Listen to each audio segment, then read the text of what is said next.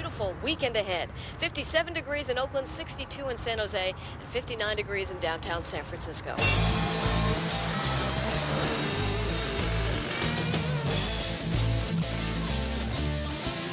Right, ladies and gentlemen, Michael Savage, Hot Talk 560 KSFO.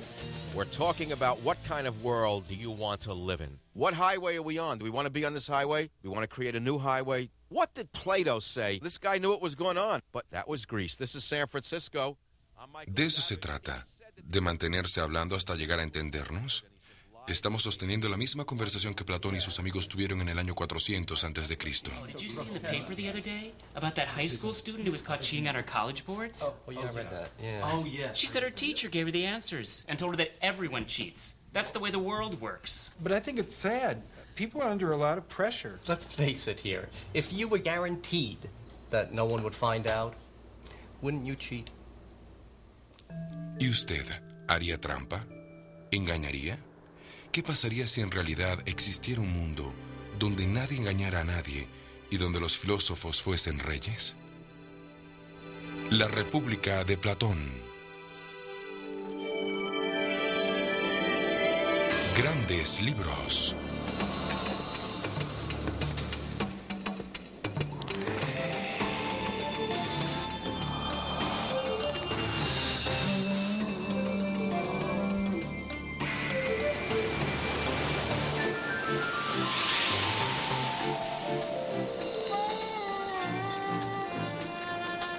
Grandes libros.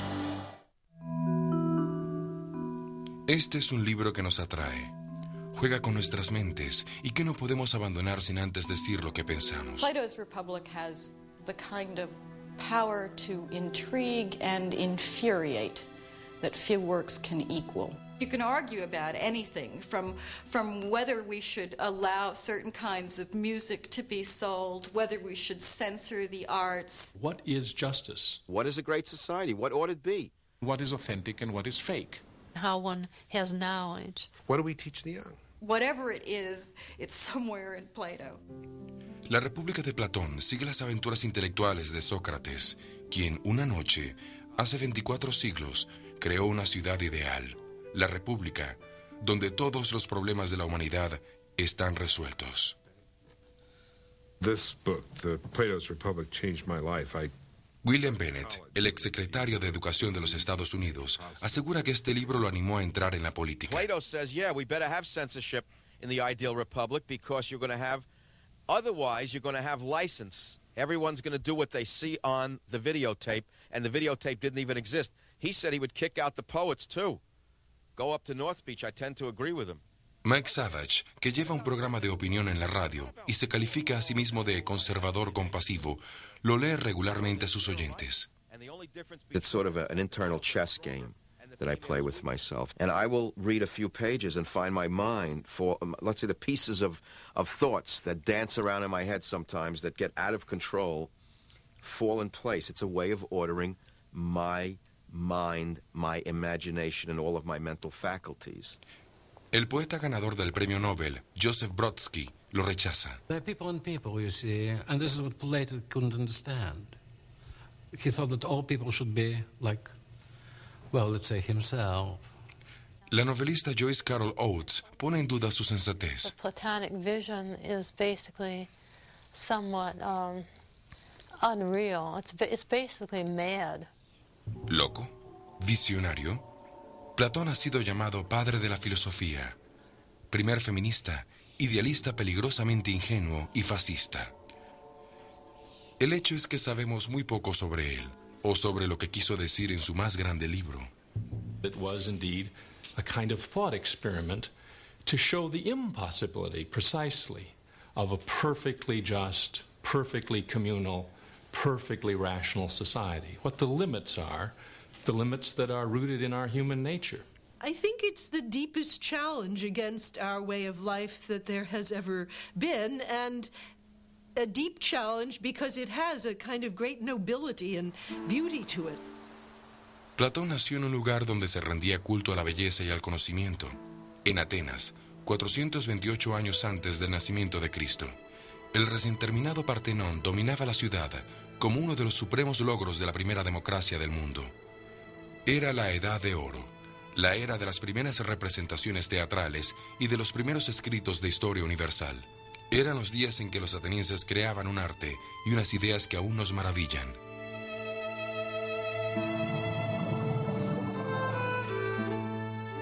Pero también fue una época de devastadoras pérdidas humanas. Durante los primeros 23 años de la vida de Platón, ardía la guerra del Peloponeso entre Atenas y su vecina Esparta. Platón presenció cómo la democracia ateniense se derrumbaba en manos de la aristocracia, para luego ser arrebatada por dictadores, hasta que la democracia volvió a tomar el control. Las únicas constantes, según la visión de Platón, a lo largo de estos acontecimientos, parecían ser la corrupción, la brutalidad y la ambición ciega. Aún así, quizás hubiese acabado en la política como el resto de su adinerada familia, si no hubiese conocido a un filósofo de la calle llamado Sócrates. Socrates seems to have stood out in absolutely every possible way. He said that he was to Athens what a gadfly is to a large, lazy horse, and that the gods had sent him there to prick Athens and to irritate it and to make it think seriously about the kind of life that its citizens were leading. He was there to make people uncomfortable. Ever since this scum set up shop here, he's made me work twice as hard. So you say Simmias here is your enemy because he makes you work harder than you did before? Wasn't that enough to make any man your enemy? But an enemy is a man who does you evil, isn't he? Any fool knows that. And a friend is one who does you good. Any fool knows that, too. But what a fool does not know is what is good and what is evil. Now, you make better vases and you work harder because of Simmias' competition. Do you not?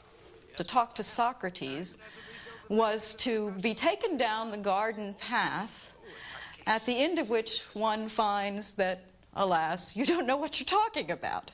So it's fun to read the works. You sympathize with the person Socrates is questioning. And you have a sense that this poor person is being had, but you don't know exactly how it's being done. Socrates is the master of this. He can give you enough rope to hang yourself, and he always does. El maestro no escribió nada por sí mismo. Sabemos de él por medio de escritores como el general Jenofonte y el poeta cómico Aristófanes, quien satirizó a Sócrates llamándolo tendero del pensamiento.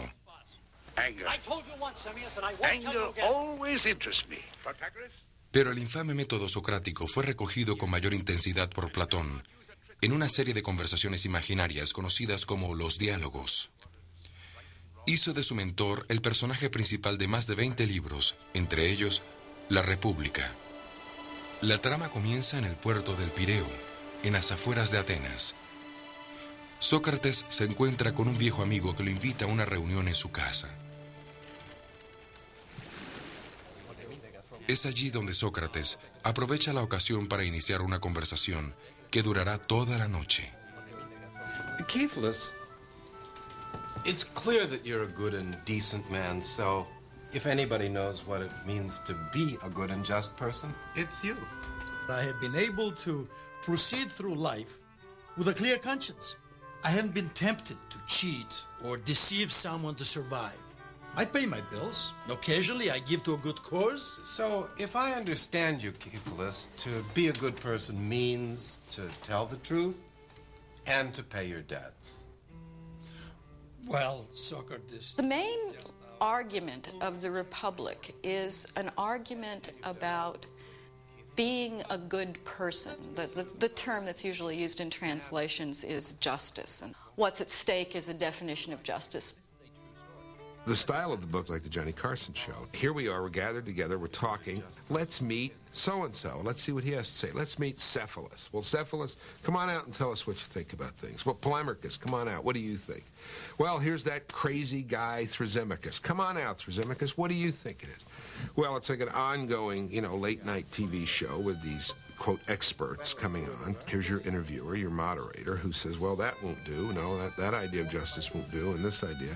And and the audience gets caught up in it. A man has lent you a weapon and now wants to have it back, but in the meanwhile, he believes his wife's having an affair with someone else, and he's desperate and actually wants to kill himself. Would it be right to give him what is rightfully his?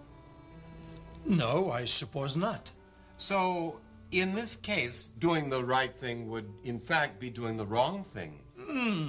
And the man defined as a good man would, in fact, be a bad man. Oh, come on, Socrates. Give me a break. What's the point? I mean, you're so wise, you tell us. What makes a good person? I have no answers at all. I was hoping, Thrasymachus, that you might tell us. Well, it's perfectly obvious that everyone is just doing what is in their best interests. I mean, the reality is that justice in this day and age is what is in the interest of the stronger party. As a matter of fact, I'll take it even further. The advantage goes to the unjust person every single time. See if I understand you. A estas alturas de la historia, Sócrates destruye la teoría de que la justicia está en el poder. Mientras tanto, en Atenas, el poderoso aplastaba al justo. Los dirigentes de la tambaleante democracia acababan de perder la guerra del Peloponeso y estaban cansados de ser vapuleados por la aguda lengua de Sócrates. En el 399 a.C., a los 69 años de edad, el filósofo fue llevado a juicio por minar las bases del sistema. The official charge was that he did not believe in the gods of the city and that he corrupted the young. He showed you how to find holes in what other people believed, but didn't necessarily, in fact never, substitute something positive in its place. And that was seen as a very dangerous thing, which in fact it was. After all, Plato, his greatest disciple, was also the greatest critic Athens has ever had. Al juicio de Sócrates asistió más de la mitad de los atenienses, entre ellos Platón. Este cuenta que a Sócrates se le ofreció la libertad a cambio de que no continuara cuestionando a la gente, pero se negó, proclamando que una vida no examinada no valía la pena ser vivida. Fue hallado culpable por un tribunal de 500 miembros. Sócrates sugirió ser sentenciado de por vida a comer gratis en el palacio municipal, pero nadie se rió. Fue condenado a tomar un veneno extraído de la planta de la cicuta. El relato de Platón sobre la muerte de Sócrates lo transformó en un símbolo de la libertad de expresión y un tema favorito para artistas como Jacques-Louis David. His friends come to say goodbye to him, and he spends the whole day trying to convince them that the soul is immortal and that after he dies, the soul, which is the most valuable part of the human being, is going to remain perfectly unharmed. Socrates takes the poison and starts drinking it and continues discussing the issues. The executioner says, please don't do that, because if you get agitated and you talk too much, the poison doesn't work so quickly. Socrates says, now leave me alone, he says. Leave us alone, my good man. Your job is to give the poison as many times as it takes to kill me. My job is to have a discussion for as long as I can. He insisted on talking until the very, very end. Plato closes the dialogue by describing him as the best, the wisest, and the most just man of all we knew at that time. El martirio de Sócrates hizo que la carrera política se volviera inconcebible para Platón. Pasó el resto de su vida continuando el trabajo de su maestro. Nadie sabe con certeza dónde acaban las ideas de Sócrates y comienzan aquellas de Platón. Con el tiempo, los dos nombres se han vuelto intercambiables. Es siguiendo a Sócrates que Platón proyecta un nuevo mundo, donde gobierna la sabiduría y no el poder. Y es Sócrates quien explica por qué los filósofos deben ser sus reyes. A menos que los filósofos gobiernen los estados, o aquellos que hoy se llaman reyes y príncipes de este mundo, sean verdadera y seriamente filósofos, de suerte que la autoridad pública y la filosofía se encuentren unidas en el mismo sujeto, no hay remedio para los males que gobiernan a los estados, ni aún para el género humano. Incidentally, if you'd like to join the dialogue, 808-5600 is the number to call. Alec and Tiburon, welcome. Well, is it, what... De vuelta a la reunión, Sócrates ha resultado ser un comensal del infierno. El resto de los invitados ha sido arrastrado al debate. I'd like to believe that honesty and morality and justice are qualities that are worth having, even if they never bring fame or glory or power, but I don't think you've begun to make your case. Are you willing to compare the lives of two men, say, one poor, rather boring, innocent citizen who is wrongfully accused of theft and thrown into jail, with the mayor of the city, who's renowned as a dynamic, charismatic leader, but who in reality is robbing from the public trust, cheating on his wife, and getting away with all of it. Which of them is better off? You want me to prove that virtue is its own reward? But you have to prove that the good and honest person who goes unrewarded and unrecognized comes out ahead in the end. You're on. We'll begin with a very simple society with men and women leading very basic lives, living close. Y entonces Sócrates comienza a fantasear en torno a la primera utopía de la literatura occidental.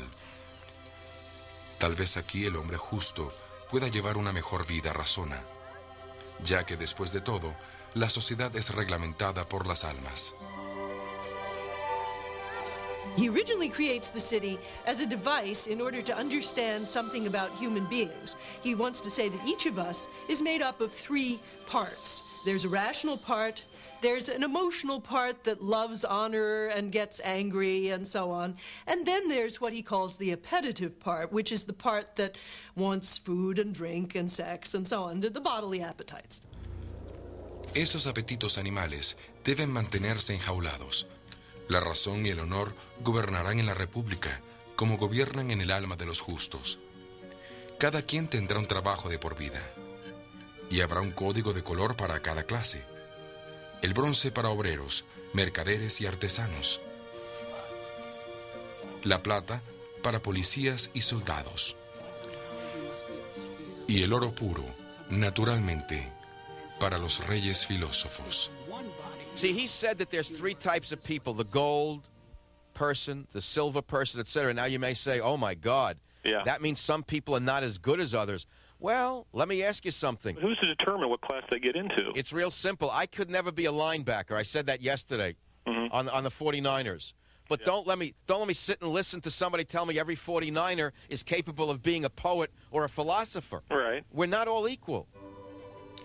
En la República de Platón, los reyes filósofos preferirían dedicarse a pensar, pero el deber exige que gobiernen el Estado. El vínculo materno está prohibido. Podría restarle fidelidad al Estado.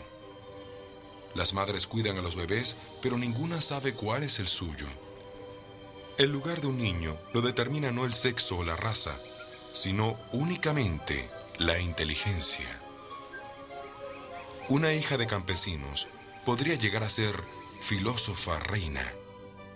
He does imagine that there will be some women all the way up to the top class. If then we use the women for the same ends as the men, we must teach them the same things. Yes, the males received an education consisting of literature and athletics. Yes, then we should give these two sorts of training to the women too, and military training also, and we should treat them in the same way. Los lectores de la época de Platón seguramente recibían todo esto con asombro. La mujer ateniense no tenía derecho al voto ni a la educación. Con frecuencia ni siquiera eran usadas como parejas sexuales. La esposa no comía en la misma mesa del marido. Era pues impensable que luchara a su lado en la guerra. It's a world in which men and women are completely equalized on the premise that women must never again be mothers. So I think what Plato means to say is this is what it would take to really overcome sexual differentiation and hierarchy. ¿Fue pensada la República como un proyecto real o como una sátira política, como insisten muchos académicos? Quizás tengan un poco de ambos. There is the sense that in his city I would not be able to do what I liked. There is a sense in which I would not be able to have my own family in his city. Those are very, very frightening ideas. On the other hand, there is this incredible love of learning, of understanding, of trying to fit all the various pieces of our lives and of the world together in such a way that they, even for one moment, make sense to us. This is such a powerful idea that there are moments when you say, even if the price is the other, it might be worth paying. Platón no desea que los gobernadores peleen por dinero ni por relaciones personales, y por eso los priva de ambos. Al resto se le permitirá la comodidad de sus hogares y familias, pero no podrán opinar acerca del funcionamiento de las cosas. Los propietarios no pueden gobernar. Los que gobiernan no pueden ser propietarios. Es una idea interesante. Para mantener la calidad del rebaño, los reyes filósofos realizarían secretamente sorteos periódicos de cónyuges en busca de la mejor descendencia. Una vez que los niños nacen, la sociedad comienza a dar forma a su carácter, temprana y cuidadosamente. Shall we just carelessly allow children to hear any casual tales which may be devised by casual persons, and to receive into their minds ideas for the most part the very opposite of those which we should wish them to have when they are grown up? We cannot. El grupo de relatos de William Bennett, El libro de las virtudes, comienza con esa cita de la República. Could most popular commercial television be anything more obvious than what he's talking about casual tales by casual people? Except a lot of television is worse than casual. Some of it is downright nasty and mean and corrupting. There's really only one fundamental political question, and that is the education of the young. It's a very Platonic thought. I mean, I think anyone would agree. What do we tell them about ethics? What do we tell them about jobs, life, career, destiny, fate? Isn't that what determines the future of this country, education? And that is essentially what he's saying in this book, that the whole course of a city-state and the whole course of a life depends upon education. Para asegurar que la República mantenga su curso, a los niños se les permitiría escuchar solo relatos heroicos y edificantes. Las historias de Homero sobre las temperamentales rabietas de los dioses y sus juergas con los humanos quedaban fuera, al igual que la música alborotada. Sócrates decreta que cualquier poeta que se niegue a producir relatos políticamente correctos será expulsado del reino.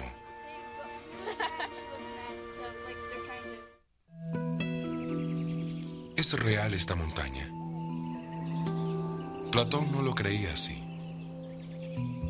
¿Qué tal esas nubes? Esta flor. Esa abeja. Decía que eran solo copias, que hay un mundo paralelo donde encontraremos a la nube ideal, la flor original, la perfecta abeja. El alma lleva grabados estos modelos desde la concepción. Así es como reconocemos a un árbol, por ejemplo, al verlo. Para Platón, la idea del árbol que se tiene en la mente es la real. Este árbol en particular, y los otros que vemos, son solo imitaciones de esa idea. What's true, as far as Plato is concerned, must be invisible to the eye. Platón sentía que nuestros ojos eran engañosos, que ver no era necesariamente creer.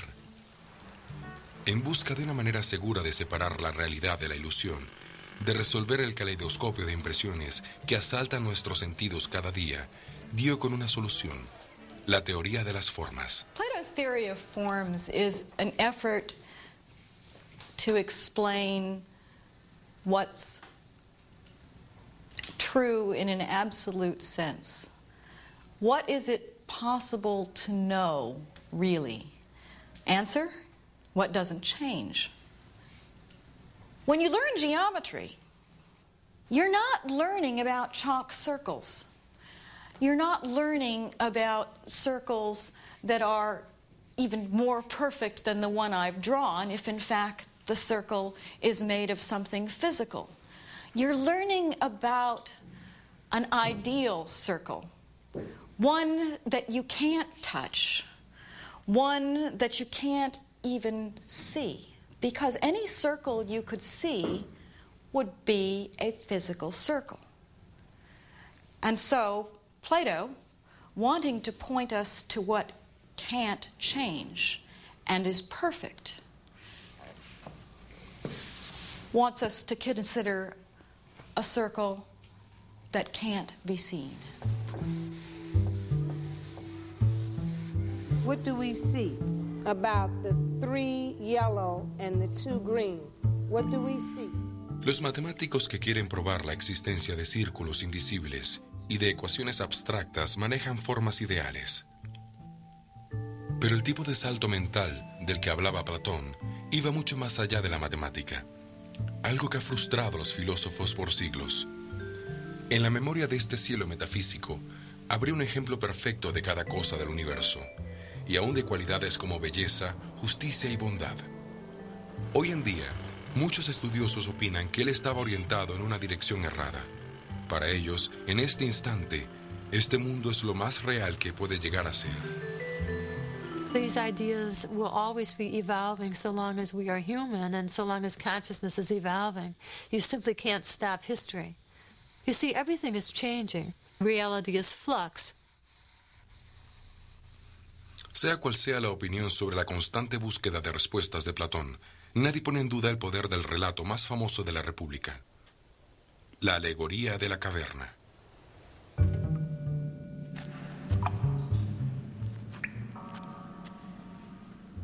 Imaginemos que este fuese el único mundo que hubiésemos conocido, que desde que tenemos memoria, hemos estado encadenados aquí, en esta cueva, mirando la danza de sombras proyectadas en el muro.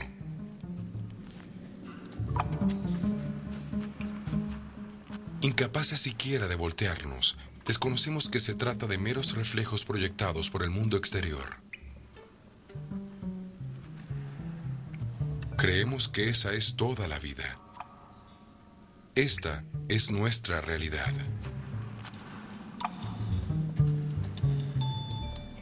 Pero un día, un prisionero se libera.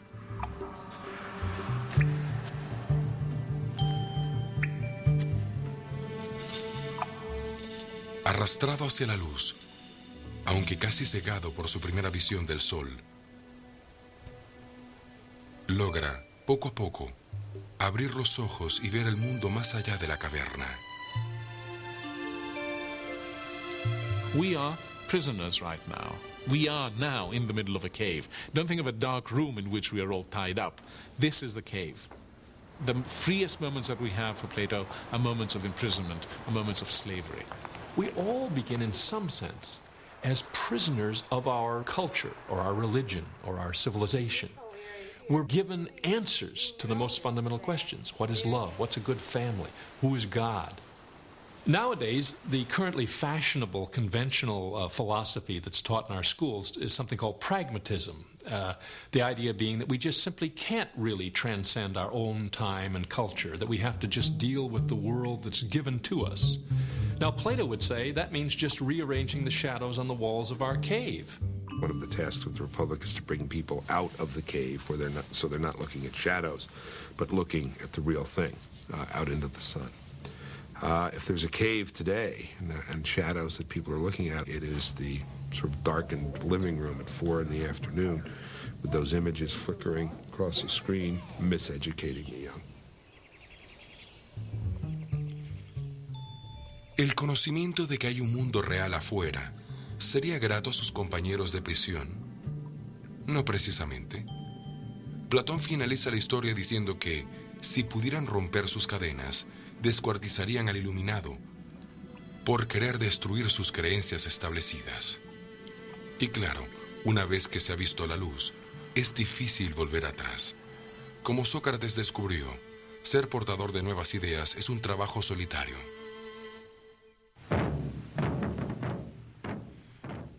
La crítica más feroz contra la República surgió en la década de los 40.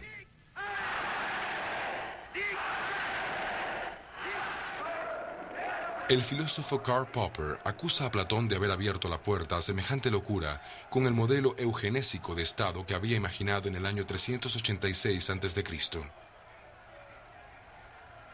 People do think of Plato as a fascist, as maybe the first fascist, maybe as the greatest fascist. I think it's extraordinarily unfair and inaccurate to think of him in those terms. He does not believe in any kind of racial superiority of the people in his city. He does not believe that this society can come about by, as it were, forcible means.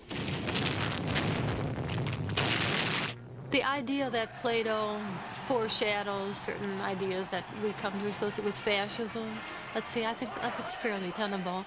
If Plato had never lived, however, we would still have had Hitler.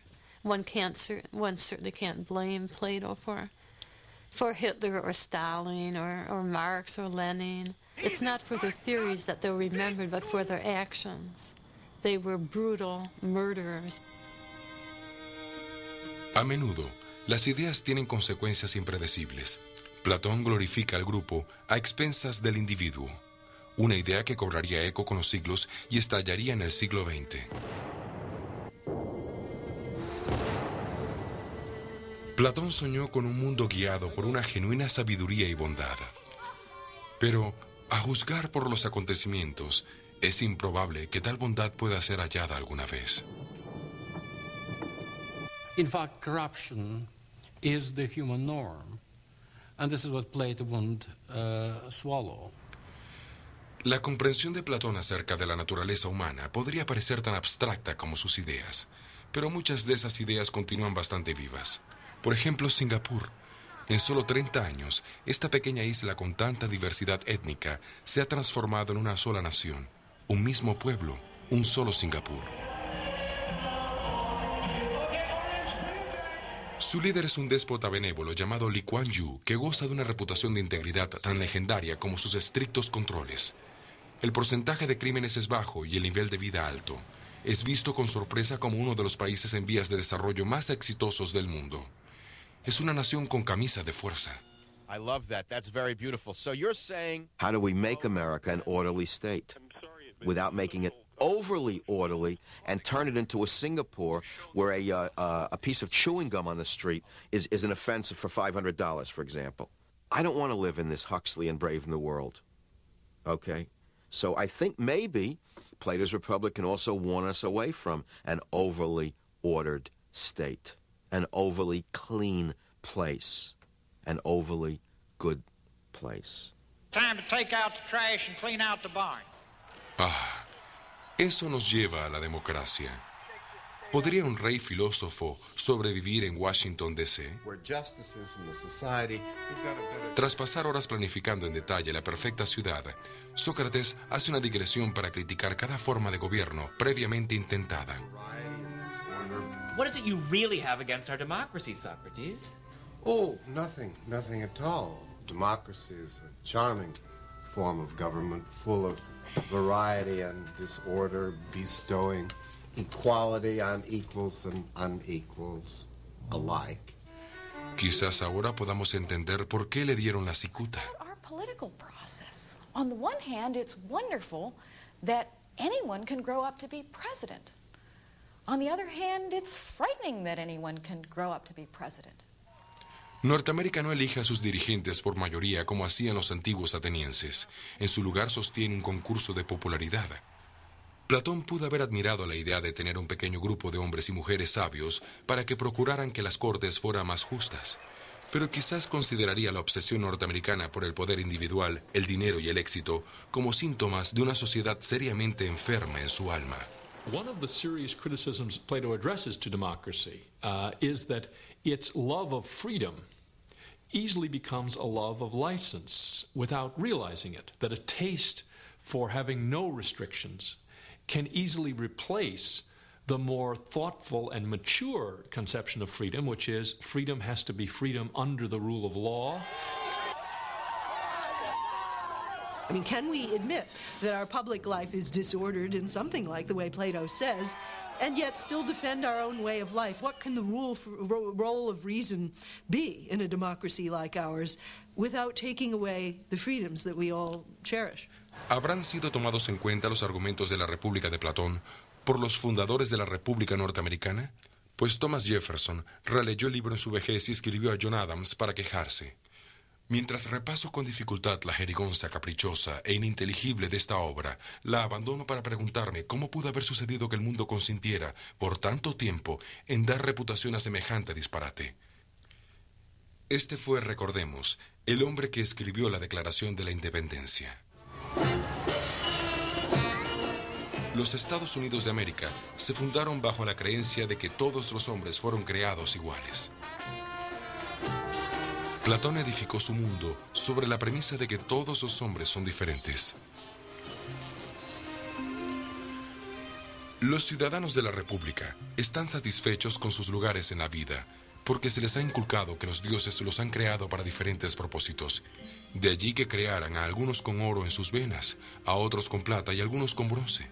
En el libro, Sócrates llama a la historia la noble mentira. We too have our myths, our noble lies, the Declaration of Independence. Prior to a probing philosophical analysis, which very few people undertake, it really comes to us and is taught to us when we're young as a kind of myth, a kind of poetry, a kind of beautiful belief. And what the philosopher in our society, if he was a Socratic, would have to do is question it, doubt it, ask, what do we mean by human rights? Do they exist? La República fue el último intento de Platón por reivindicar la forma de vida de Sócrates. En la alegoría de la caverna, apunta que el prisionero que escapó no puede sentarse solo por siempre bajo el cielo de las ideas. La tarea del filósofo es volver a la cueva e intentar apartar gradualmente a los otros de las sombras. The deep insight into human beings here is that we are political creatures, that the life of the city and our lives are inextricably entwined. That probably explains why I'm engaged, personally, so much engaged in public life and politics. I am persuaded by Plato that the man who lives away from the affairs of the city-state is the idiot, that to separate oneself from the life of the community is to separate out oneself from life itself.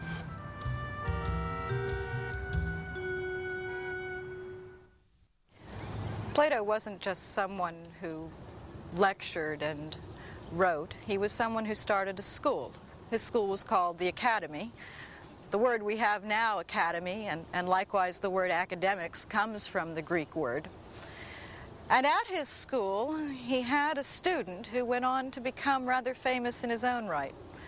His name was Aristotle. Aristóteles llegó a la academia a los 17 años de edad. Pasó 20 años disertando con Platón sobre el significado de todo, antes de ser designado tutor de Alejandro el Grande. La primera universidad del mundo perduró casi 1000 años. Luego, en el año 529 de nuestra era, los cristianos consideraron que este arsenal del pensamiento era un reducto del paganismo y la clausuraron para siempre. Hoy en día no queda mucho de la Academia de Platón, pero aún es un suelo sagrado para esos amantes de la sabiduría que se reúnen cada semana a oír las ideas de los filósofos modernos. Al cerrarse la escuela, los estudiantes de la academia huyeron, llevando consigo probablemente los manuscritos de Platón y Aristóteles para su protección. It meant that there were scattered all around the Mediterranean world extremely good copies of all of Plato's works. And this meant that the odds that they would last through the Dark Ages and be rediscovered in cellars and in wine casks and all kinds of crazy places was much greater than, for example, poor Sophocles or poor Euripides, most of whose plays were lost, and so on. Sócrates sobrevivió al oscurantismo gracias a los eruditos islámicos. Tradujeron Platón al arábico y sus libros circularon a través de Egipto, India, Persia y España. Con los siglos, los textos antiguos finalmente salieron a la luz en Europa y se tradujeron al latín y otras lenguas. Este manuscrito del siglo IX, hallado en Constantinopla, fue adquirido por el rey Enrique IV de Francia hacia el final del siglo XVI. Se considera la copia más vieja que existe en el mundo de la República. En los 24 siglos pasados, desde que se escribió la República de Platón, ha engendrado cientos de mundos imaginarios. En 1516, Sir Thomas More dio el nombre de utopía a los reinos míticos que diseñó según el modelo de Platón. En griego quiere decir en ninguna parte y a la vez un buen sitio. Platón pudo haber servido de inspiración para el Mago de Oz. Allí los 4 personajes parecen simbolizar esas 4 virtudes cardinales: valor, sabiduría, compasión y moderación. Al igual que Sócrates, se embarcan en un viaje al otro lado del arco iris en busca del conocimiento personal. Sigmund Freud estudió a Platón. El creador del psicoanálisis dividió la psique en ello, yo y superyo, conceptos que guardan semejanza con el equilibrio platónico entre razón, honor y pasión, propio de un alma bien templada. That idea that the person is the soul or the mind, and that the body is somehow external and temporary, a bit like a house in which you might live, has been a very prominent idea in the history of Western civilization. Of course, it has obvious connections with the immortality of the soul in Christianity. El filósofo alemán Nietzsche llamó al cristianismo Platón para el pueblo. El poeta Percy Bysshe Shelley llamó a Platón uno de sus dioses. Hasta Conan Doyle, el creador de Sherlock Holmes, rinde tributo a Platón al citarlo en labios del Dr. Watson, cuando describe a su amigo detective como el mejor hombre y el más sabio que haya conocido. Allow me to congratulate you on a brilliant bit of deduction. Platón nunca desistió en su búsqueda de la verdad, y nunca debemos caer en la creencia de que su visión era opuesta a la experiencia. Su única aventura en la política sucedió en la isla de Sicilia, donde tuvo la esperanza de convertir al joven príncipe en un verdadero rey filósofo. Pero sus súbditos pronto se aburrieron del experimento e intentaron vender a Platón como esclavo. Después de escapar con vida a duras penas, Platón se vio obligado a crear una especie de utopía más condescendiente. Los poetas permanecerían expulsados, pero los reyes filósofos serían reemplazados por el voto y una serie de leyes. Platón murió poco después de terminar las leyes, a los 80 años de edad. Su biógrafo narra: se ha marchado a esa ciudad-estado que ideó y sembró en el cielo. Muchos siglos después, el filósofo Alfred Whitehead afirmó que toda filosofía es solo una acotación a Platón.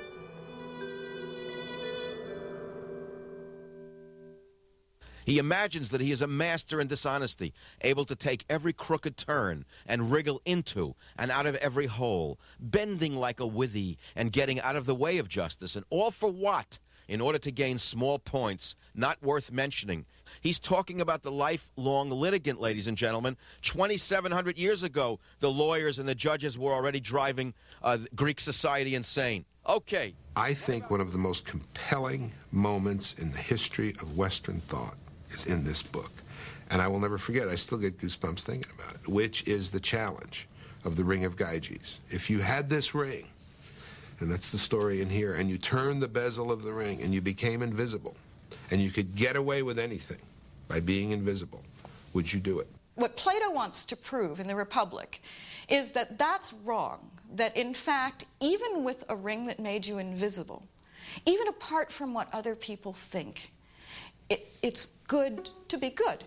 The question is whether he succeeds in proving what others might want him to prove or expect him to prove. In the course of the Republic, he redefines goodness. Plato tells us that virtue is internal to a person, that it's the harmony of the soul. I've shown that morality is like health. Morality, indeed, is the health of the soul. It's essential to a happy and meaningful life, regardless of the consequences. You tell me what's preferable, being a sane, well-balanced person, or just appearing to be one. Would you rather act the part or live it? Even if no one ever notices or applauds. People leave the dialogue differently from when they start. You are a changed person in some ways by encountering this man who truly means what he says. This is not just highfalutin bull session. This is about life and how you leave it, how you live it, how you leave it, and the conditions under which it should be lived. This is about the real stuff. You see, most of us, when we think, usually we're in trouble, and we think to get out of trouble. What Plato tries to convey there is thinking can be a feast and a frenzy, and that philosophy is that thinking as a feast. El asombro, dice Platón, es el comienzo de la filosofía. Aún continúan inquietándonos las mismas preguntas que él se formuló hace tantos siglos. Aún andamos en busca de la sabiduría y la justicia, y solo logramos un acercamiento imperfecto. Aún luchamos entre realidad e ilusión, razón y pasión. política y filosofía, entre lo público y privado, entre el cuerpo y el alma. Y tal vez siempre será así.